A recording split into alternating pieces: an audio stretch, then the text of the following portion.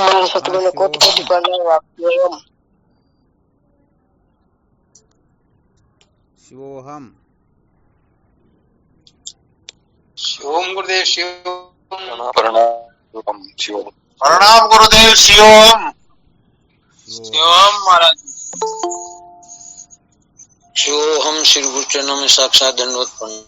शिवोहम प्रणाम गुरुदेव शिवोहम। शिवोहम। गुरु जी आप कोटि कोटि प्रणाम। हाँ शिवोहम। श्री सदगुरुदेव के चरणों में कोटि कोटि प्रणाम। शिवोहम।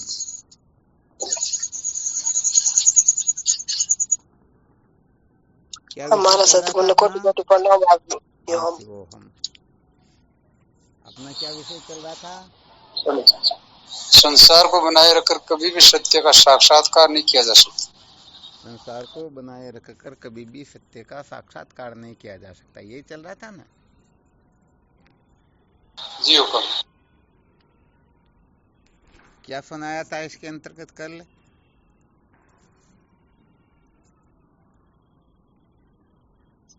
महाराज जी जगत के अंदर दुख के सिवाय कुछ है ही नहीं, यहाँ सुख लेश मात्र भी नहीं है। ठीक बात है, यहाँ पर दुख नाम की कोई सुख नाम की कोई वस्तु है ही नहीं, यही सुनाया था ना। जी महाराज लास्ट में यही सार। ठीक बात है।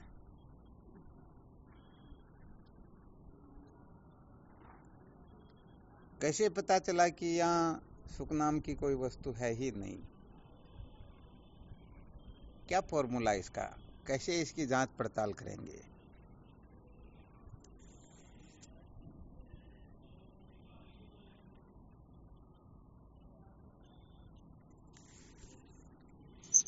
महाराज आपने वो जैसे नहीं खैर वो दृष्टांत तो अलग था, वो जो बरसात और समुद्र का पानी वगैरह का दिया था। इसी तरह यहाँ हर साइड में आदमी पहले पूजा पाठ जप तप तीर्थम गया, लेकिन उसको कहीं चैन नहीं मिले। तो आखिर शांति तो जब तक, क्यों यहाँ शांति है ही नहीं। बहुत बहुत उत्तम बात है।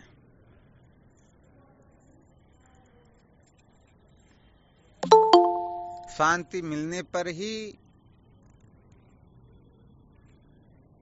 हम अपने आप को कृतार्थ समझते हैं ना। यदि शांति न मिले तो हम अपने आप को कृतार्थ समझेंगे क्या? नहीं जी, चैन नहीं मिले तो कृता कैसे समझे? बिल्कुल सत्य बात। कहने का मतलब ये है कि जब अपनी इच्छित वस्तु अपने को प्राप्त हो जाती है तो हमारी जो भागादौड़ है वो समाप्त हो जाती है। यदि भागादौड़ समाप्त नहीं होती है तो समझना चाहिए कि अभी तक इनको जो चाहिए वह अभी तक मिला ही नहीं। तो यहाँ पर क्षण क्षण की जो चेष्टाएं होती हैं वह चेष्टाएं हमें विचारने पर सोचने पर मजबूर कर सकती है या नहीं कर सकती है, कर देती या नहीं कर देती है। जो विवेकी होगा वह तो समझ जाएगा ना। अर्थात उसकी भागादौड़ जो है वो निश्चित रूप से शांत हो जाती है।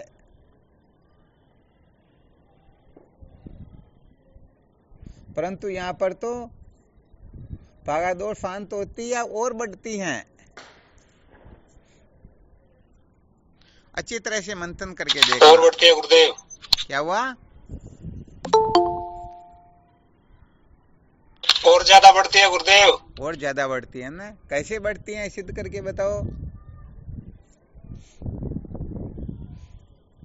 हाँ गुरुदेव, ये संसार एक जो बड़कना पेड़ होता है ना, ऐसे एक टने को पकड़े वो टूट जाते हैं, दूसरे को पकड़े तो वो भी टूट जाते हैं। ऐसे गुरुदेव संसार में सुख खोजते हैं, जिसको सुख मानते हैं वो फिर दुख देता है, फिर किसी को सुख मानते हैं फिर वो दुख देता है। ऐसे दुख ही दुख है।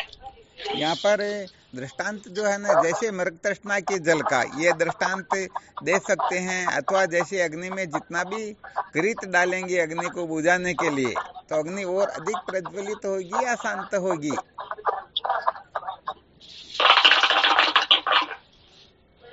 प्रज्वलित होगी महाराज जी, ज्यादा ही होगी ना। तो बस इसी प्रकार से संसार के पदार्थों को प्राप्त करके हम अजर अमर नहीं हो सकते हैं, सचमुच में सुखी नहीं हो सकते हैं, अधिक दुखी ही होते हैं। सत्यनारायण जी माइक बंद करो, तुम्हारी आवाज आ रही है।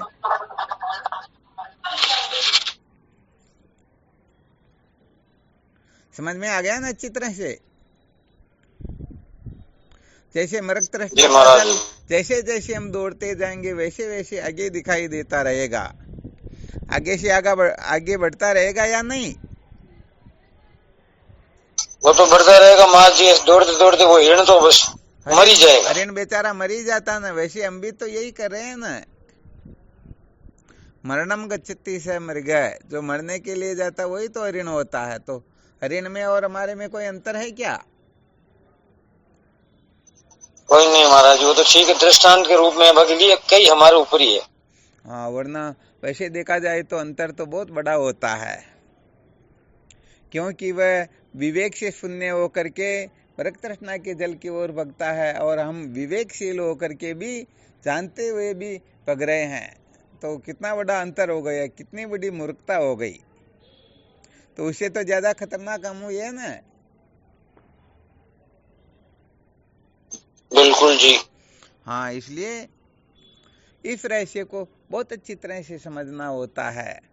कुल मिलाकर के जब तक संसार में सुख है ये कल्पना बैठी रहेगी, तब तक हम सचमुच में कुछ भी करने के योग्य होंगे ही नहीं। न तो विवेक उदय होगा, न ब्रह्म विचार कर सकेंगे, और बाकी तो कुछ कर सकेंगे ही नहीं।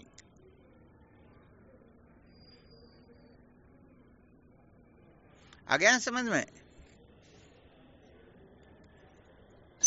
जी महाराज। हाँ, इसलिए सर्वप्रथम ये अपने को बहुत अच्छी तरह से समझ में आ जाना चाहिए। जब तक संसार दुख रूप न लगे तब तक इसी जगह पर चिंतन मनन करते रहो, क्योंकि किसी भी बात को जब तक हम अच्छी तरह से हृदयंगम नहीं कर लेते हैं तब तक उसका ग्रहण और त्याग सार्थक होता ही नहीं। और ये तभी सार्थक होता है जब हम क्या करें? अच्छा, विचार करके देखो, संसार के वास्तविक स्वरूप को हम जान लेंगे तो बताओ फिर संसार की ओर प्रवृत्ति हो सकती है क्या? नहीं जी। हाँ, कभी नहीं हो सकती है। वो तो जब तक हम इस रहस्य को नहीं जानते हैं तब तक ही इस ओर प्रवृत्ति होती है। जानने के पश्चात तो फिर कुछ शेष रहता ही नहीं।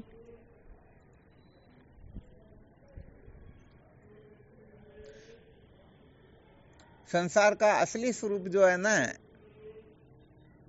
वैसे तो ज्ञान से ही इसका असली स्वरूप जाना जाएगा, परंतु इसकी असलियत कुछ अंशों में भी समझने लग जाए तो सचमुच में हम यहाँ से ऊपर उठने लग जाते हैं। और यदि असलियत को हम ठीक तरह से नहीं समझेंगे तो सचमुच में हम ऊपर नहीं उठ पाएंगे। क्या नहीं होगा? ऊपर नहीं उठ पाएंगे, उससे छुटकारा चाहेंगे ही नहीं। हाँ, बिल्कुल सत्य बात है। प्रवृत्ति तो बनी रहेगी ना।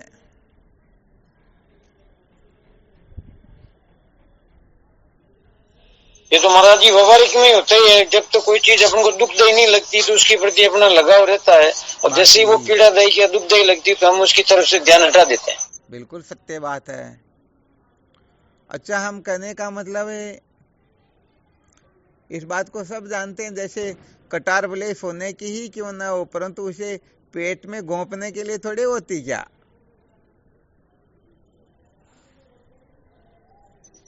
नहीं। हाँ जी, बिल्कुल सत्य नहीं, इसमें डरने की क्या बात। बिल्कुल सोने की हो चाहे किसी की भी क्यों न, पेट में घोंप करके मरना थोड़े क्या? तो कोई भी वस्तु यदि अपने को दुख देने लगे तो बताओ उसका हम त्याग करेंगे या उसको पकड़े हुए रहेंगे? अरे कोई भी वस्तु होने लगती है तब हम उस वस्तु से विरक्त होने की चेष्टा करते हैं, उसे ऊपर उठने की चेष्टा करने लग जाते हैं। बिल्कुल क्लियर ना? जी महाराज। यदि हम ऊपर उठने की चेष्टा नहीं कर रहे हैं, इसका मतलब अभी तक हम संसार को आनंद रूप समझ रहे हैं, सुख रूप समझ रहे हैं। बिल्कुल ठीक है। जी महाराज। तो अपने को क्या करना चाहिए कि हमें ये संसार दुख रूप लगे, ये संसार अनित्य लगे, क्षणभंगुर लगे, नाशवान लगे, एन केन प्रकारेण ये दुख रूप लगने लग जाए। सच्ची बात यही है कि जब तक ये दुख रूप प्रतीत नहीं होता है, तब तक हम संसार को छोड़ना तो बहुत दूर की बात, कल्पना भी नहीं कर सकते हैं। हाँ, भले ही हम सुन सब रहे हैं, भले ही सुनते रहेंगे, 1 साल तो क्या पूरा जीवन भर सुनते रहेंगे, परंतु जब तक सचमुच में इसको दुख रूप निश्चय नहीं करेंगे, तब तक ये सुनना सुनाना टाइम पास अथवा मनोरंजन ही समझना चाहिए। तो ये मूल सूत्र यही हो गया ना फिर तो। या तो ब्रह्म को अच्छी तरह से समझ लेना चाहिए कि ब्रह्म आनंद स्वरूप है, अथवा जगत को ठीक तरह से समझ लेना चाहिए कि यह जगत दुख स्वरूप है। हाँ, दोनों को यदि एक साथ समझ ले तो उनकी प्रवृत्ति बड़ी विलक्षण होती है, वह फिर ब्रह्म को प्राप्त करने के लिए जगत को छोड़ने में किसी प्रकार की कसर रखते ही नहीं। परंतु यदि जगत को दुख रूप समझे तो भी इस जगत को छोड़ने की चेष्टा करेंगे, हालांकि काम अधूरा हुआ है, फिर भी छूटने की इच्छा तो करेंगे ना। ऐसे व्यक्ति यदि किसी वेदवादी पामर पुरुषों के चक्कर में पड़ जाते हैं तो कहने का मतलब उनको और रसातल की ओर ले चले जाते हैं, क्योंकि वो पता नहीं कितना कष्ट दुख संकट उठा करके, कितनी समझ प्राप्त करके वो संसार को दुख रूप समझते हैं, संसार को छोड़ते हैं किसी ऐसी वस्तु को प्राप्त करने के लिए जिसको प्राप्त करने के पश्चात कुछ प्राप्त करना शेष रहता ही नहीं। परंतु वेदवादी बताओ उनको ब्रह्म साक्षात्कार करवाएंगे या और कहीं पर उड़ जाएंगे? उनका धंधा उलझाने का ही है महाराज। तो गड़बड़ हो गई ना, क्योंकि ब्रह्म को यदि वह आनंद रूप समझता, जगत को दुख रूप समझता, तो उसका यही खुला चैलेंज होता है कि मुझे इस संसार रूपी दुख से छूटना है और ब्रह्म को प्राप्त करना है। तो यदि कोई उसे इधर उधर करने की चेष्टा करे तो वह तुरंत कह देगा कि नहीं नहीं, ये रास्ता ठीक नहीं है, अभी आप स्वयं इसके अंतर्गत संशयात्मा हो, अभी तक तुम स्वयं ही निश्चयवान नहीं हो, हमको इसका क्या बोध करवाओगे। तो ऐसे उत्तम कोटि के साधक जो होते हैं ना, हाँ ध्यान रखना चाहिए, वेदांत के अंतर्गत ये खंडन मंडन जो होता है ना, जो खंडन मंडन से डरते हैं उनको वेदांत वेद्य तत्व का साक्षात्कार कभी होता ही नहीं। अरे भाई, सत्य का साक्षात्कार करना और हम यहाँ मिला रहे, जो कह रहा उसी की हम यहाँ मिला रहे, ये कोई समझदारी हुई क्या? तो जिन साधकों में अपवाद का बल विशेष होता है वह साधक बड़े विलक्षण होते हैं, उनको सचमुच में बड़े से बड़ा भेदवादी भी भटका नहीं सकता है। और जिनमें अपवाद का बल नहीं होता है, अपवाद का बल नहीं होने का मतलब उनकी सचमुच में न तो जगत से छूटने की तड़पन है, न ब्रह्म को प्राप्त करने की लालसा है। सामान्य रूप से जगत छूट जाए तो अच्छी बात, नहीं छूटे तो जो चल रहा वो ठीक है, ब्रह्म की प्राप्ति हो जाए तो अच्छी बात है, नहीं हो तो ज्यादा चिंता परवाह की आवश्यकता नहीं है। ऐसे बोले जीव तो भटकेंगे ना फिर। जी महाराज जी। इसलिए साधकों में अपवाद का बल विशेष आवश्यक होता है, अर्थात वेद का खंडन करने की सामर्थ्य होनी चाहिए,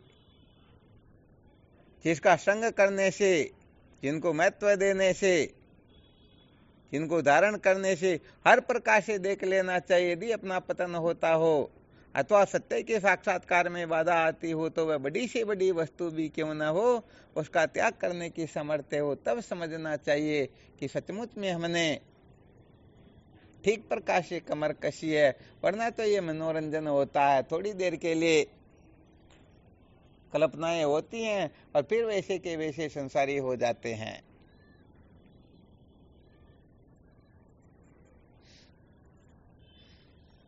अरे भाई, जो वस्तु जैसी है उसको वैसी की वैसी स्वीकार करना है, ये पाप रूप है या पुण्य रूप है? पुण्य रूप है। हाँ, यही तो सचमुच में साधक की परम संपत्ति होती है। तो ये संसार के पदार्थ, संसार के व्यक्ति, संसार की वस्तुएं, संसार का जो कुछ भी है, ये सब दुख रूप है। इसको स्वीकार करने में यदि कोई साधक घबराता है, नहीं नहीं, अरे ये तो हमारे खास है, इनको कैसे कह सके, ये तो हमारे आनंद रूप है, तो समझ लेना चाहिए ऐसे साधक में अपवाद का बल है ही नहीं।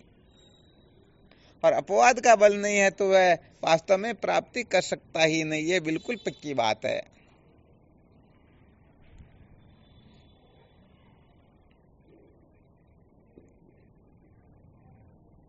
आ गया समझ में? जी महाराज जी। इसलिए अपने में अपवाद का बल, अपवाद के बल से पहले भी कुछ बल बता रखे थे, ध्यान में है किसी को क्या?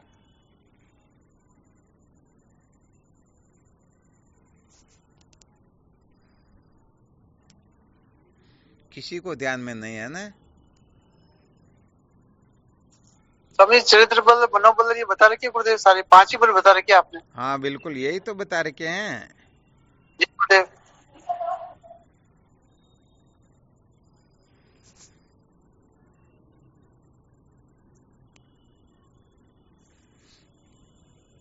फिर साधक भूल कैसे जाते, क्या बात है? ये तो कहने का मतलब ये तो इनका स्वरूप हो जाना चाहिए। शिवोहम, हाँ शिवोहम, अपवाद का बल, मनोबल। अच्छा, क्या बात है। चरित्र बल। अरे क्रम से नहीं बोला जा रहा, क्रम से बोलना पड़ता है बेटे, ऐसे थोड़े। सबसे पहला बल कौन चरित्र सा? बल। हाँ, चरित्र बल सबसे पहला होता है, बहुत अच्छी बात है। फिर दूसरा मनोबल, नहीं नहीं, मनोबल फिर गड़बड़ विचार बल। अरे दूसरा इंद्रिय बल होता है, ऐसे नियम से नहीं चलोगे तो फिर मतलब क्या? मनोबल जिसमें है तो उसमें चरित्र बल, इंद्रिय बल दोनों है, तभी तो है मनोबल से संपन्न हुआ। जिसमें चरित्र बल है उसमें इंद्रिय बल हो या न हो, यह संशय हो सकता है, परंतु जिसमें इंद्रिय बल है उसमें चरित्र बल निश्चित रूप से है। ऐसे ही जिसमें मनोबल है उसमें भले ही विचार बल व अपवाद बल का अपवाद हो, परंतु चरित्र बल और इंद्रिय बल तो निश्चित रूप से कूट कूट कर भरे हुए हैं। जिनमें विचार बल है तो समझ लेना चाहिए चरित्र बल, इंद्रिय बल, मनोबल तीनों ही बल विद्यमान है, परंतु अपवाद बल के लिए नहीं कहा जा सकता है। परंतु जिनमें अपवाद का बल होता है, समझ लेना चाहिए उसके अंतर्गत चरित्र बल, इंद्रिय बल, मनोबल, विचार बल ज्यों के त्यों विद्यमान है, अर्थात तो उनके जीवन में पूर्ण रूप से प्रतिष्ठित है। तो भाई क्या बात, आप लोग भूल जाते हो या मौन व्रत लेकर के बैठते हो? स्वामी के तो मौन व्रत और है तो याद ही है। याद है तो फिर बोलना चाहिए ना।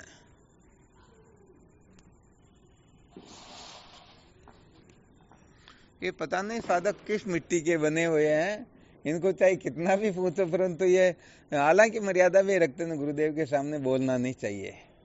ये धन्यवाद आपकी भाई, ये मौन रहने की जो स्वीकृति बड़ी विलक्षण है।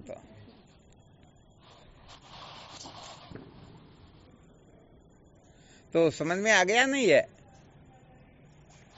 जी स्वामी जी, आ गया। तो अपवाद बल कब जागृत होता है? जिनका विचार बल पूर्ण हो जाता है, वही सचमुच में अपवाद करने की सामर्थ्य रखता है। तो संसार दुख रूप है, ये बात अच्छी तरह से समझ में आ जाए तभी संसार का त्याग कर पाएंगे, अथवा इस रहस्य को बिना समझे भी त्याग कर सकेंगे। समझेंगे तभी कर पाएंगे। हाँ, तभी कर सकेंगे, वरना सवाल ही नहीं है।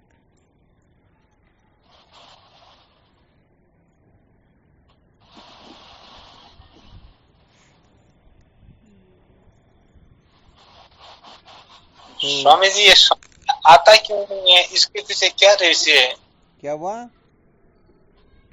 तो आप बार बार समझा रहे हो और भी संत महापुरुष समझा रहे, फिर भी ये समझ में नहीं आ रहा है। वो तो क्या, वो पात्र के जो लक्षण बताए हुए हैं ना, पात्र खाली होना चाहिए, साफ फूटा हुआ नहीं होना चाहिए, साफ होना चाहिए, सम्मुख होना चाहिए, 4 में से यदि एक भी गड़बड़ है ना तो फिर वो किसी काम का नहीं होगा। फारुकतावली में अर्दयाल जी महाराज लिखते हैं, सूखी व्याधि आलसी रसिक कुमती बहु सोई, ते अधिकार नहीं शास्त्र के फट दोषी जन सोई। ये 6 अवगुण जिसमें भरे हुए होते हैं ना, वो फिर इसके चिंतन मनन का सचमुच में पूर्ण रूप से अधिकारी नहीं होता है। क्या होता है कि जैसे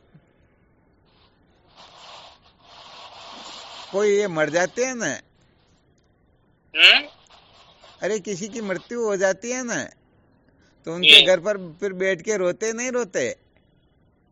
खूब रोते हैं। तो उनकी जो वो श्रीमती जी है ना, उनको जैसा रोज आएगा, जैसा दुख होगा, बाकी किसी स्त्रियों को होगा क्या? नहीं होगा।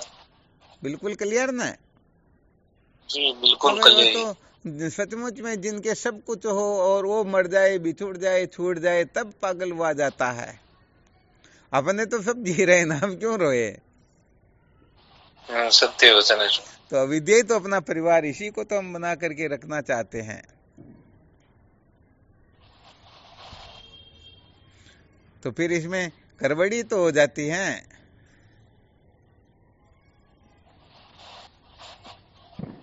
या नहीं होती?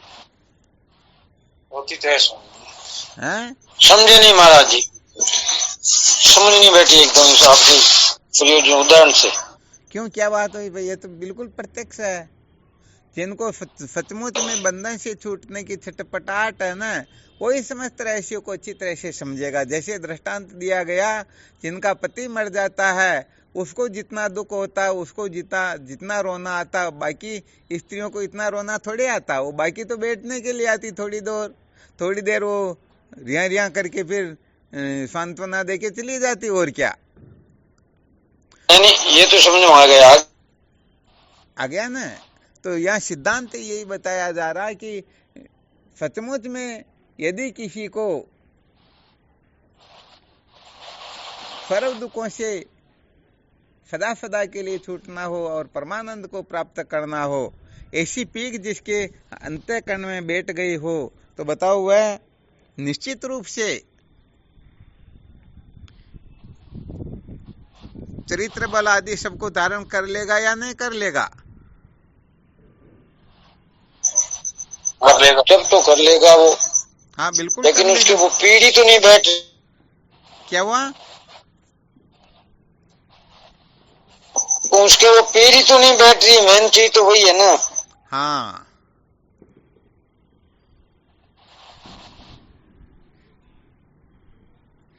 सही है। शहजादा जी ने फरमाया नहीं कि ऐसा क्यों नहीं हो रहा है, तो उसका मतलब है कि उसका भी वो ऐसा इतनी वो इसलिए नहीं हो रहा कि हम सचमुच में दुखों से छूटना नहीं चाहते, नहीं, हम केवल काम चलाना चाहते हैं। क्या चलाना चाहते हैं? काम चलाना चाहता, तड़पन नहीं हुई। हाँ, तड़पन नहीं है, बात इतनी सी है। यदि तड़पन जागृत हो जाती ना, तो सचमुच में उनमें चरित्र बल, इंद्रिय बल, मनोबल, विचार बल, अपवाद बल, ये सारे के सारे निश्चित रूप से प्रकट हो जाते। एक तो स्वामी जी ये जो होता है अनुभव होता है, एक जो कई बात होती है, इसका तो हम स्वयं अनुभव कर रहे हैं। जैसे बाजिंद को मरा हुआ ऊंट देख करके वैराग्य हो गया, और हम तो हमेशा मरते देखते हैं और अनेकों को, और फिर भी नहीं होता है। परंतु हम समझते हैं ना कि हाँ, हम थोड़े मरेंगे, ये तो ये मरेंगे, सामने वाले मरेंगे, हम नहीं मरेंगे।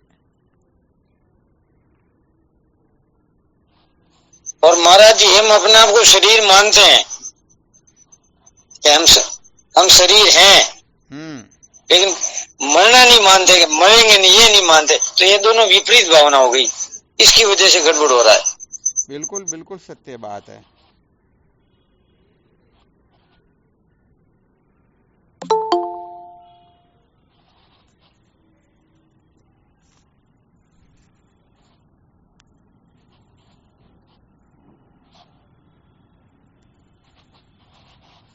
तो ये विशेष सूत्र है, ये यदि रहस्य कोई अच्छी ठीक है तरह से महाराज। समझ लेना, भाई सत्य बात तो यही है कि जिनको सचमुच में दर्द हो, दुख हो, तकलीफ हो, वही तो डॉक्टर का आश्रय लेगा, वही तो दवा को महत्व देगा, वही तो परहेज पालन करेगा, वही तो बीमारी से छूटना चाहेगा। वरना बताओ किसको बिल्कुल। ग्रज है, किसको आवश्यकता है? बाकी तो नहीं है किसी की। नहीं है ना। हाँ, ये विशेष बात है।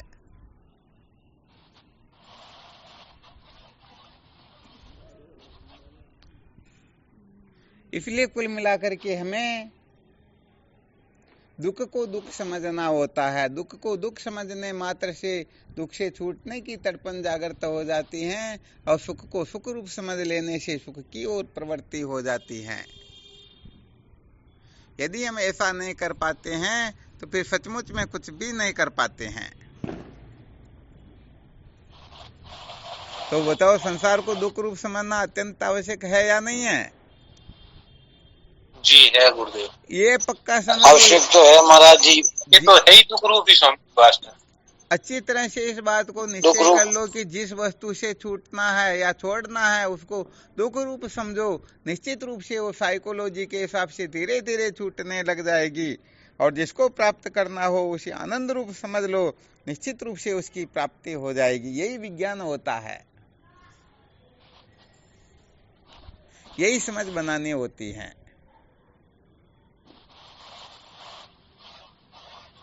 मामला महाराज समझ बनाने से ही होगा, बस समझ बनाने से ही होगा ना। तो स्वामी जी इस हिसाब से इसका अभ्यास करना चाहिए, भाई ये दुख रूप है और परमात्मा है वो सुख रूप है। क्या हुआ?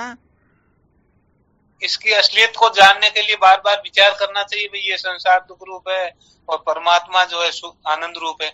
बस यही तो रहस्य समझना अपने को।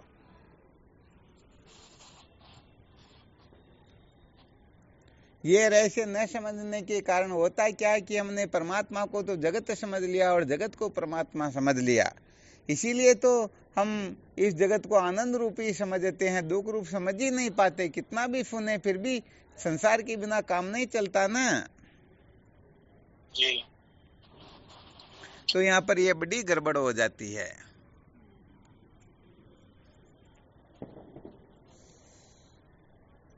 उल्टी समझ पकड़ ली महाराज। हाँ, उल्टी समझ पकड़ ली, बिल्कुल सत्य बात है।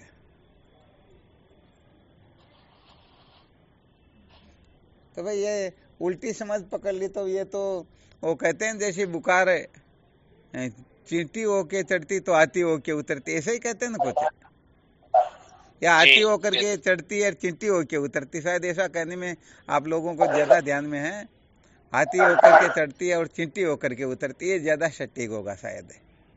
तो भाई ये तो अनादिकाल का जो बंधन है वो क्या है कि एकाएक विश्वास भी तो नहीं होता ना।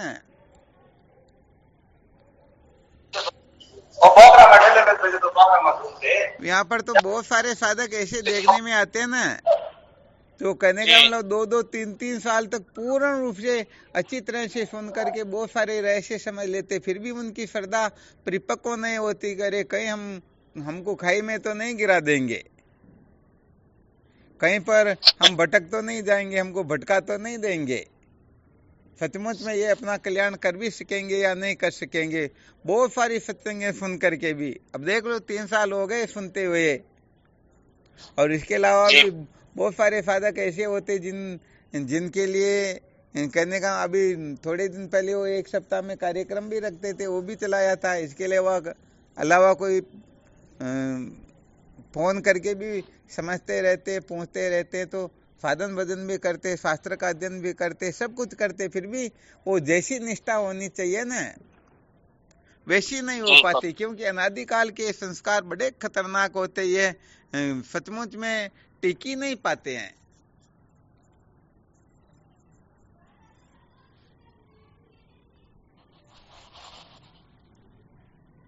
सत्य वचन है।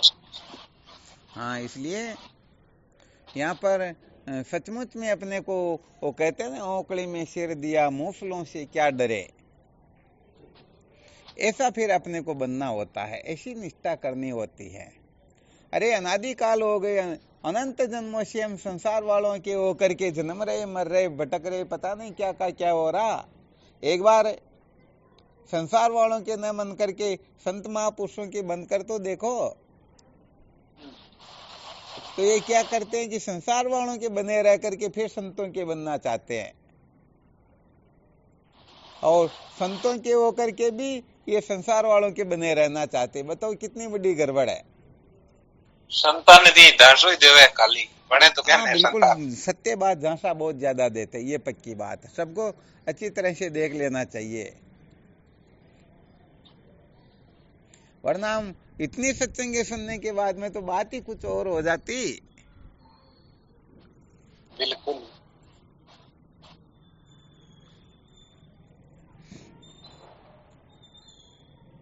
सत्य देखा जाए तो स्वामी जी ये सत्संग सुनी कौन? नहीं, खैर ऐसी तो बात नहीं है। वो तो वैसे देखा जाए तो ये ब्रह्म विद्या के सूत्र तो इतने खतरनाक होते हैं कि कोई नहीं भी सुनना चाहे फिर भी जिसके अंतःकरण में प्रवेश कर गए तो निश्चित रूप से उनको बंधन से मुक्त कर ही देंगे, ये तो बिल्कुल पक्का है। वो तो आपकी कृपा है। और हमारा क्या है कि एक तो तुरंत तत्क्षण लाभ प्राप्त हो, और एक जो 5-25 जन्म के बाद में वो अंतर तो पड़ता न। तो सही बात है। बिल्कुल महाराज जी, गोली पेट में चली गई तो असर तो करेगी ही करेगी वो। हाँ, उल्टी भी हो जाए तो भी थोड़ा बहुत अंश तो उसका रह ही जाएगा। और वैसे उल्टी करे ऐसे साधक तो अपने ग्रुप में है ही नहीं, ये तो बिल्कुल पक्का। कुल मिला के आग्रह पूर्ण रूप से नहीं छोड़ पाते, समझ भले सब जाते, अच्छी तरह से जानते हैं, परंतु फिर भी मन में संशय रहता, कुछ न कुछ अंतःकरण के किसी न किसी कोने में ये गड़बड़ जरूर छिपी रहती है। वो इसीलिए तो पूर्ण रूप से समर्पित भी नहीं हो पाते हैं। थोड़ा बहुत रखते कि जैसे वो चींटी मिश्री के पहाड़ वाली चींटी के पास गई, तब अपनी दाढ़ में थोड़ा सा नमक का वो कण दबा के ले गई ना, पता नहीं वहां पर खाने पीने की व्यवस्था हो न हो, मैं तो मेरी तरफ से पूरी तैयारी करके चलूं। तो ऐसे ही कहने का मतलब वो नियाल नहीं हो पाते हैं। वो क्या कि हालांकि ये दृष्टांत सत्य है या नहीं अपने को ये नहीं देखना है, ये तो और कहीं तुम सुन करके करने भी मत लग जाना है, क्योंकि वो ऐसी निष्ठा वाले महापुरुष बड़े विलक्षण होते हैं, हर किसी के वश की ये बात नहीं होती है। तो क्या होता है कि कोई एक संत सांकड़ों से अपने पैरों को बांध के उल्टा लटक करके कोई में भजन कर रहा था, तो कोई पेड़ चढ़ाने वाला वहां से होके निकला, अंदर देखता तो महात्मा अंदर उल्टे लटके हुए सांकड़ों से मजबूत बंधे हुए हैं और भजन कर रहे हैं। उनको कहा रे ये उल्टा कैसे लटक रहे हो, क्या बात हो गई? कहा कि ऐसा करने से भगवान मिलते हैं। वो गडरे ने कहा रे सपना भी मत देखना, ऐसे करने से तो भगवान आज मिले कल मिले, सपने में भी नहीं मिलने वाले।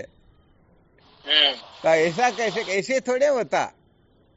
अरे सांकड़ इतनी मजबूत बांध रखी कहीं गड़बड़ न हो जाए, इतना तो तुमको डर लगता, तो भगवान को क्या परवाह है? सही बात। अरे लटकना हो तो ये जो तिनके वगैरह जा रहे हैं ना, जिनको शायद थोड़ा सा भी खींच ले तो भी टूट के गिर जाए, इनको पकड़ के लटकना चाहिए। कोई छोटी मोटी जड़ थी, इसको पकड़ के लटकना चाहिए कि तुम ऐसा कर सकता, बिल्कुल कर सकता हूँ, इसमें कौन सी बड़ी बात है।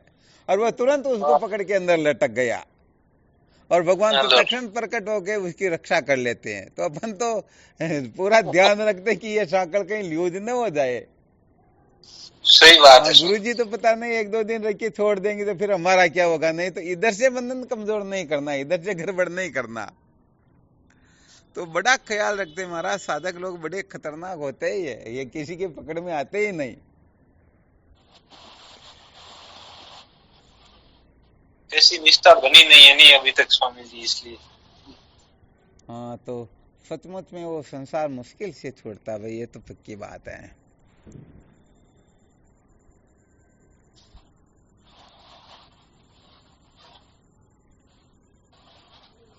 और ये बड़े बड़ा भरम ही है, और छोटे तो छोटे छोटा ही है, पकड़ू ही कौन करे। हाँ बिल्कुल सत्य बात है। हो सके आज ही जब फूंक निकल जाए तो ओकटो रहे पकड़ू। हाँ बिल्कुल सत्य बात है। ना तो कोई धन हाग हाले ना कोई ये हाले आगे, वो दुख तो कोई विषय ना विषय। परंतु ये अनात्म पदार्थों के प्रति, ये नाते रिश्तों के प्रति अपनी आस्था, कहने का मतलब इतनी खतरनाक, कहने का मतलब वहां पर इनको सपने में भी संशय नहीं होता कि यहाँ कुछ गड़बड़ हो जाएगी। परंतु इस तरफ यदि संतों का संग करना हो तो भीतर एक इस प्रकार का भय रहता है कि अरे कहीं हम भटक तो नहीं जाएंगे, कहीं कुछ गड़बड़ तो नहीं हो जाएगी। चाहे भले कह दे हमारे तो गुरुदेव से श्रेष्ठ संसार में कोई है ही नहीं, फिर भी कहने का मतलब वो संशय पूर्ण रूप से निवृत्त नहीं होता, और जान जाते कि संसार के संबंधी जो है निश्चित रूप से अपने नहीं, हम इनके नहीं, ये सब झूठे, एक दिन सब छूटने वाले। परंतु फिर भी उनके प्रति ऐसी आस्था होती कि क्या बताएं आपको, उसका वर्णन भी नहीं किया जा सकता। स्वामी जी ये तो वाणी का विलास होता है, नहीं कि गुरुदेव से श्रेष्ठ कोई है नहीं। हाँ बिल्कुल बिल्कुल, हालांकि ऐसी बात भी नहीं है, सभी साधक ऐसे भी नहीं होते। हमारी तरफ से सभी साधक श्रेष्ठ ही श्रेष्ठ है, परंतु भाई जो जिस प्रकार की निष्ठा बनाएगा, निश्चय करेगा, उसको उतना ही फायदा हो जाएगा, और क्या। अब यदि वो गड़बड़ जैसी दृष्टि वैसी सृष्टि। विलास होगा, और क्या। जैसी दृष्टि वैसी सृष्टि होती है। पापी सर्वत्र पाप मान सकते, पापी को सभी पापी दिखाई देते हैं। तो कुल मिलाकर के वो भीतर जो भय बेटा रहता है ना, डर जो बेटा रहता, वो नहीं निकल पाता। वो कुल मिलाकर के वो सांकड़ से बंधे हुए महात्मा थे ना, उस प्रकार से साधक बंधे रहते। कभी इस तरफ से तो अपने को थोड़ा बहुत भी छूटना नहीं, वरना पता नहीं क्या होगा फिर जीवन में। तो स्वामी जी कोई ऐसा साधक हेला जो मारो तो आगड़ो को निकाल दो, एन के एन प्रकार जो निकले जो चोको है, यारो तो निकालो निकले जो चोको, ये नहीं निकले तो ये कर निकालो। गुरुजी कहीं कर सके, गुरुजी ने कहा तो कोई आवाज देते, गुरुजी कोशिश कराए।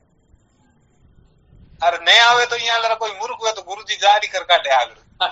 और सब मतलब सब होशियारी होशियार लागे, कमजोर कोई लागे ही कोई ना।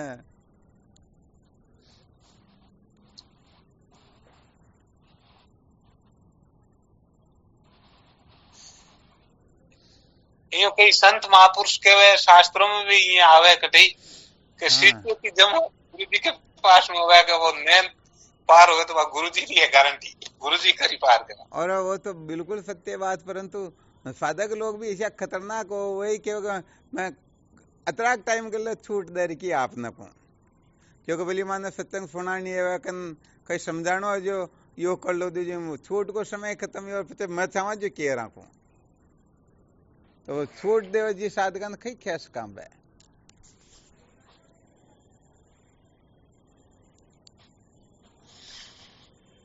बच्चों वाली स्कूल है महाराज, घंटी बजाते हैं बस आजाद। अरे क्या कितने प्रसन्न होते कि मजा आ गया, आज तो समझो युद्ध जीत गए। और ये सबका अनुभव ये पक्का।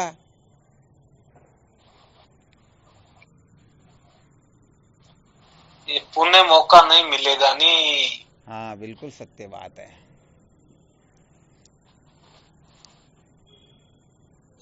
तो इतनी सोच होती तो कहने का इतना मौका ही नहीं मिलता ना, पुनः क्या। बिल्कुल इतनी अगर सोच हो जाती तो महाराज जी कहने वही तो 3 साल में तो परिपक्व तैयार हो जाते। हाँ फिर भी ऐसी बात तो नहीं है, बिल्कुल भीतर सारी प्रक्रिया चल रही है, वो सामग्री सारी एकत्रित हो रही, जब बनाना होगा ना एक ही साथ में सब कंप्लीट हो जाएगा।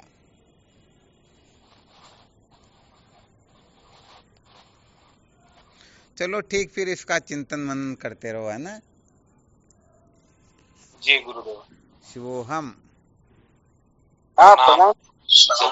शिवोहम, श्री गुरु चरणों में साक्षात दंडवत प्रणाम। शिवोहम। कोटि कोटि प्रणाम। हाँ शिवोहम। शिवोहम शिवोहम प्रणाम गुरुदेव जी को प्रणाम। शिवोहम शिवोहम। श्री गुरुदेव के चरणों में साष्टांग दंडवत प्रणाम। शिवोहम तथा शिवोहम। प्रणाम गुरुदेव। शिवोहम। प्रणाम गुरुदेव। शिवोहम। हाँ शिवोहम। शिवोहम गुरुदेव। शिवोहम चरण स्पर्श।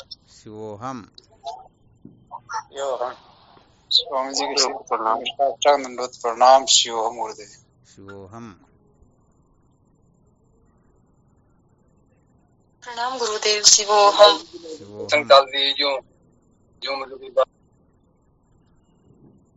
श्री सतगुरुदेव के चरण कोट कोट प्रणाम। शिवोहम। राम स्वामी शिवो हाँ शिवोहम। शिवो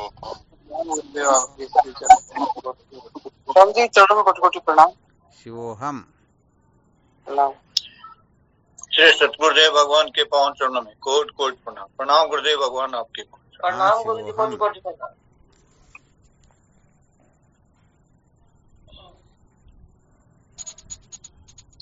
शिवोहम महाराज जी। हाँ शिवोहम। कोटि कोटि प्रणाम स्वामी जी आपके श्री चरणों में। हाँ शिवोहम। हमारा सतगुरु शरणम कोटि कोटि प्रणाम भावी। शिवोहम। शिवोहम।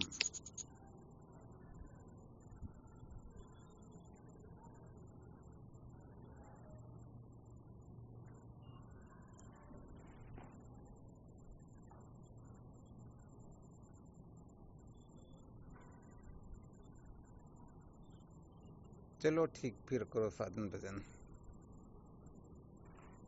हरि ओम गुरु। शिवोहम। प्रणाम आप बारंबार गुरुदेव। जय हो आपकी, जय हो। जय हो गुरु। ठीक शिवोहम।